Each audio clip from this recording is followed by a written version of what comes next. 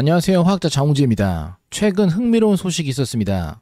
태양에 대한 연구를 위해 출발한 나사의 파커 태양 탐사선이 태양의 상층 대기인 코로나를 가장 가까이 통과한 최초의 우주선이 되었습니다. 궤도가 태양에 가까워질수록 탐사선은 엄청난 열과 방사선에 직면한다는 어려움이 있는데 이를 극복하며 인류에게 전례 없는 관찰 결과를 제공하고 있습니다. 파커 태양 탐사선의 운행 계획은 다음과 같습니다. 첫째로 파커는 이제까지의 어떤 우주선보다 태양의 7배 이상 가까이 다가갈 예정입니다.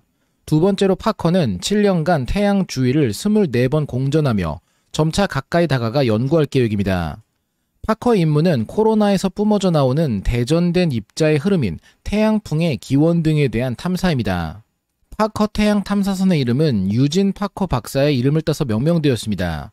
1950년대 중반 젊은 교수였던 파커는 태양풍을 예측하는 수학적 이론을 개발합니다. 그는 이 분야의 가장 선도적인 연구자였으며 우주 속 태양과 별의 작동 방식에 대한 근본적인 질문을 던집니다. 파커 박사는 자신의 이름을 딴 우주선의 모습을 실제로 볼 수 있었으며 2018년 발사되어 임무를 위해 떠나는 모습과 계속되는 탐사 결과를 지켜보다 2022년 3월 15일 94세의 나이로 세상을 떠나게 됩니다. 파커 태양 탐사선은 생존해 있던 연구자의 이름을 딴 최초의 나사 임무였으며 인류가 태양을 근거리에서 탐사하는 첫 임무였습니다. 파커 태양 탐사선은 2018년 8월 12일 오전 7시 31분 델타4 헤비 로켓에 탑재되어 미국 플로리다주에 있는 케이프 커네버럴 우주군 기지에서 발사됩니다. 델타4 헤비는 세계에서 가장 강력한 로켓 중 하나로 특히 고에너지 궤도로의 무거운 페이로드를 발사하는 데 적합하게 설계되어 있습니다. 파커 태양 탐사선은 24차례의 태양 공전을 위해 금성을 플라이바이 기점으로 활용합니다.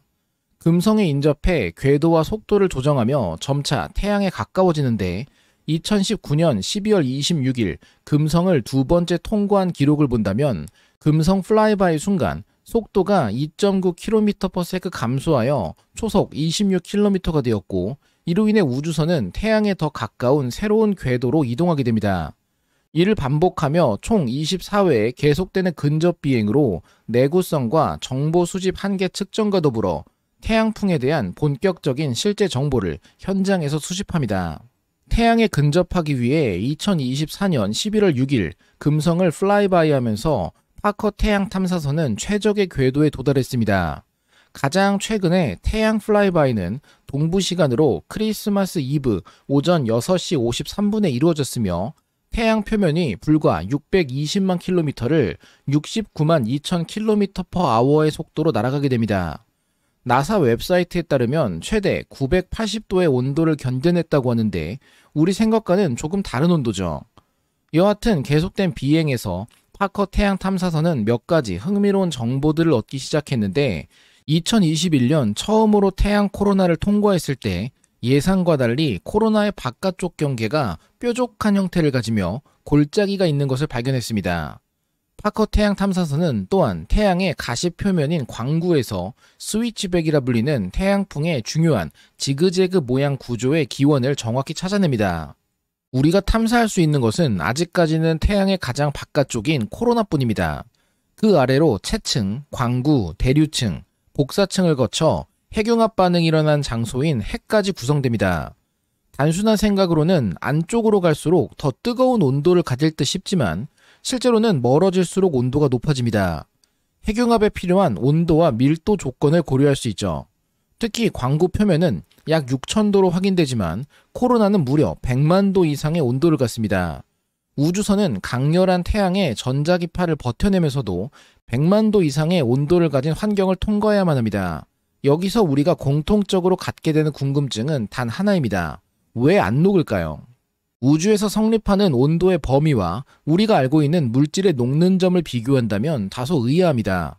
우주에서 가장 추운 곳이라는 부메랑 성운부터 점차 온도가 높아지며 물질은 녹는 점을 맞이합니다. 우리가 알고 있는 상온에서 기체상인 물질을 거쳐 액체, 그리고 이윽고 고체 물질들로 연결되죠. 금속은 높은 녹는 점을 갖습니다. 철은 1535도이며 타이타늄은 1660도, 단일 금속으로 가장 높은 녹는 점을 갖는 텅스텐은 3407도에서 액체가 되며 그 이유는 약 3500도의 탄소와 가장 높은 3850도에서 녹는 탄화탄탈럼이 있습니다. 문제는 태양 표면 온도는 이 모든 물질을 가볍게 뛰어넘는 5500도 이상이라는 것이며, 앞서 이야기했듯 코로나는 비교도 되지 않을 정도인 100만 도입니다. 파커 태양 탐사선은 당연히 녹아야만 합니다. 만약 녹지 않는다면 안정성을 위한 어떤 장치나 현상이 숨겨져 있을까요? 우리는 열과 온도의 차이를 구분해야 합니다. 고온이 항상 다른 물체를 실제로 가열하는 것이라 해석되는 것은 아닙니다. 우주에서 온도는 주어진 물체에 상당한 열을 제공하거나 실제로 뜨겁게 느껴지지 않음에도 수천 도에 이를 수 있습니다. 공간을 점유하는 분자는 크게 세 가지 종류의 운동이 가능합니다. 실제로 공간을 비행하는 병진 운동과 스스로 회전하는 회전 운동, 그리고 분자의 화학 결합이 대칭적 또는 비대칭적으로 변화하는 진동 운동입니다. 이들 중 실제 온도와 연관된 것은 병진 운동입니다.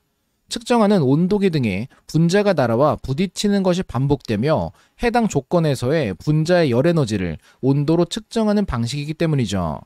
결국 온도는 입자가 얼마나 빠르게 움직이는지를 측정하는 반면, 열은 입자가 전달하는 총 에너지량을 측정합니다.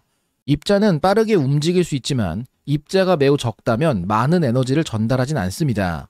우주는 대부분 비어있기 때문에 우주선에 에너지를 전달할 수 있는 입자는 극히 적습니다. 예를 들어 입자의 밀도가 높은 물은 끓는 100도로도 아주 큰 열을 전달합니다. 하지만 기체로 채워져 밀도가 낮은 사우나 등에서는 같은 100도라도 화상을 입는 대신 열기로 체감되어 우리가 즐길 수 있죠. 파커 태양 탐사선이 통과하는 코로나는 온도가 매우 높지만 밀도는 낮습니다. 즉 탐사선은 수백만 도에 달하는 온도를 지닌 우주를 여행하는 반면 태양을 향하는 방열판 표면은 1400도 정도까지만 가열됩니다. 이를 위해 파커 태양 탐사선은 임무를 위한 나름의 극한 조건과 온도 변동을 견뎌내도록 설계됩니다. 열을 견디기 위해 파커 태양 탐사선은 직경 2.4m와 두께 11.5cm의 방열판을 사용합니다. 두 개의 탄소판 사이에 탄소 복합폼을 끼워 넣어 만들어진 방열판이며, 실제 토치로 가열하더라도 반대쪽에서는 손을 계속 대고 있어도 아무런 문제가 없을 정도입니다. 30도 수준의 온도를 반대쪽에 유지할 정도로 방열 효과가 뛰어나죠. 최대 1650도까지 견딜 수 있도록 테스트가 완료되어 코로나의 열은 사실 별 문제가 되지 않는 성능입니다. 태양을 향하는 방향에는 흰색 세라믹 페인트를 도포해 열을 최대한 반사할 수 있도록 준비됩니다. 탐사선 본체와 내부 장비는 보호되지만 모든 프로브 장비가 방열판의 뒤에 있는 것은 또 아닙니다. 방열판 위로 튀어나와 있는 태양풍 전자, 알파 및 양성자 측정 장비는 패러데이 컵이라고도 불리는데, 태양풍에서 이온과 전자 플럭스 등 흐름 각도를 측정하도록 설계된 센서입니다. 태양 대기 강도로 인해 기기가 살아남을 수 있으며 전자장치가 정확한 판도값을 송신할 수 있도록 설계됩니다.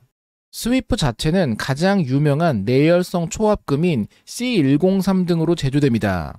원소 영상을 보신 분이라면 C103에 대해 기억하실 수 있는데, C103은 로켓 노즐 제작 등에 사용된 소재로 89%의 나이오뷴과 10%의 하프늄 그리고 1%의 타이타늄으로 이루어집니다. 또한 내열성 초합금인 TZM도 사용되는데 99.4%의 몰리브데넘에 0.5%의 타이타늄, 0.08%의 지르코늄, 그리고 0.02%의 탄소가 함유됩니다. 물론 가장 높은 녹는 점의 금속인 텅스텐도 전기장 생성칩의 제조에 사용되었습니다. 이들은 각각 2350도와 2623도의 녹는 점을 갖는 내열성 초합금이어서 우주 탐사의 핵심입니다. 둘 모두 비철합금이며 철 따위가 들어오면 물성이형 좋지 않고 무겁기만 하기 때문에 우주에서 철은 흔하고 쓸모없는 금속 원소가 되어버립니다. 재미있는 점은 일반적으로 제조를 위해 격자선을 애칭하는 작업은 레이저를 이용해 이루어지는데, 내열성이 뛰어난 이들 합금은 레이저로 애칭이 안 됩니다. 오히려 강산성 물질을 이용한 화학 애칭 기술이 우주 기술에서는 유효합니다. 더 어려운 부분은 전자 배선입니다. 가느다랗고 일부만 끊어져도 큰 문제가 발생하는 배선의 제작은 어떻게 해결될까요? 우선적으로 외부 보호 튜브를 도입했습니다. 사파이어 크리스탈 튜브의 내부에 배선을 투입했는데 알파 결정 구조의 알루미늄 산화물인 사파이어의 내열성은 매우 뛰어납니다. 무려 2072도까지 문제없이 버틸 수 있기 때문에 일종의 외피 보호막으로 사용되었으며, 내부에 투입되는 배선은 흔히 지구에서 생각되는 구리와 같은 나약한 금속이 아닌 이번에도 나이오뷴 배선을 사용하게 됩니다. 단순히 나이오뷴 금속만으로 제작해도 약 2600도까지 버틸 수 있으며, 나이오뷴 주석 합금 배선은 초전도성을 가지면서도 2100도까지 견딜 수 있어 최근 다양하게 사용되며 우주 탐사에서도 마찬가지입니다. 이들을 테스트하기 위한 방식도 흥미롭죠. 극한 환경에 대한 내구성 확인을 위해 먼저 태양의 강렬한 열 복사를 모방해야 합니다. 실험 적용 가능한 수준의 열을 만들기 위해 진공 조건에서 아이맥스 영화관의 상영기를 이용합니다. 고해상도의 영상을 대면적 화면에 맺기 위해서는 매우 강력한 조명이 필요합니다. 아이맥스 영화 상영기는 18쪽 비활성 기체인 제논 아크램프가 사용되며, 제논 램프의 특별한 점은 태양에서 나오는 빛의 파장과 거의 유사한 스펙트럼을 갖는다는 사실입니다. 너무나 밝아 야간 특수 조명에도 사용되죠. 4개의 아이맥스 프로젝터를 돌려 램프가 빛을 거대한 화면에 퍼뜨리는 대신 작은 진공 챔버에 집중되도록 설치해 우주 환경의 태양광 내열성과 가속 입자 측정이 가능한지를 검증했습니다. 또한 스위프 등이 방열판 없이 버틸 수 있는지에 대한 확인은 피레네 산맥 쪽에 위치한 오데이오 퐁 로모 태양로를 사용합니다. 태양로는 이름 그대로 돋보기로 태양광을 집중시켜 강한 열을 만들듯 수많은 거울로 태양광을 집약시키는 가열로입니다. 세계 최대 규모의 태양로가 오데이오에 설치되어 있는데 무려 48m 높이와 54m의 너비를 가지고 있으며, 이 오목 거울에 빛을 쏘아내기 위한 63개의 헬리오스타가 배치되어 있습니다. 총 10,000개에 달하는 거울들이 태양광을 제어하고 있으며 1969년부터 가동을 시작한 장비인데 1메가와트의 출력을 보입니다. 비행 중 맞이하는 먼지에 대한 내구성은 독일 하이델베르크에 있는 막스 플랑크 원자물리학 연구소의 먼지 가속 터널에서 확인됩니다. 0.5에서 3 마이크로미터 크기의 대전된 철 입자를 0.5에서 8km/s로 가속해 쏘아냅니다. 이 수치는 파커 태양 탐사선이 경험할 수 있는 먼지의 속도를 포함해 더욱 가혹한 조건입니다. 핵심 테스트 대상은 방열판과 더불어 렌즈의 내구성이었습니다. 또한 태양에 가까이 있다면 누적된 열을 수습하기 위한 태양 전지판의 냉각수 시스템이 필요합니다. 아주 대단한 냉각 물질이 사용될 것 같지만 단순히 증류수입니다. 3.7리터의 증류수가 투입되어 있는데 실제로 탐사선이 노출되는 온도 범위는 10에서 125도 수준이기 때문에 이 범위에서 열을 가장 잘 제어할 수 있는 물질은 물입니다. 물론 125도에서 물이 끓으면 문제가 생기니 증기압과 끓는 점의 관계를 활용해 압력을 가해 물이 모든 온도 범위에서 끓지 않도록 제어하고 있습니다. 이처럼 태양 탐사선은 생각보다 복잡한 방열, 내열, 내구성 기술이 사용되고 있으면서도 어찌 보면 녹는 점의 개선과 열을 방출하고 냉각수의 사용 등 간단한 기본 원리로 이루어집니다. 첨단 기술이라 해도 가장 핵심적인 내용은 학교에서 배우는 간단한 과학적 원리가 사용되는 경우가 많습니다. 공부해왔던 모든 것이 연결되어 있다는 사실은 태양을 떠나 더 추운 곳으로 탐사를 나설 때도 적용될 것입니다.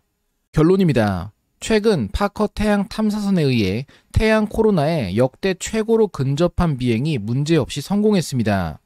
탐사선은 탄소 단열재로 완전한 열 차단이 가능해 내부 전자기기의 정상 구동이 가능했습니다.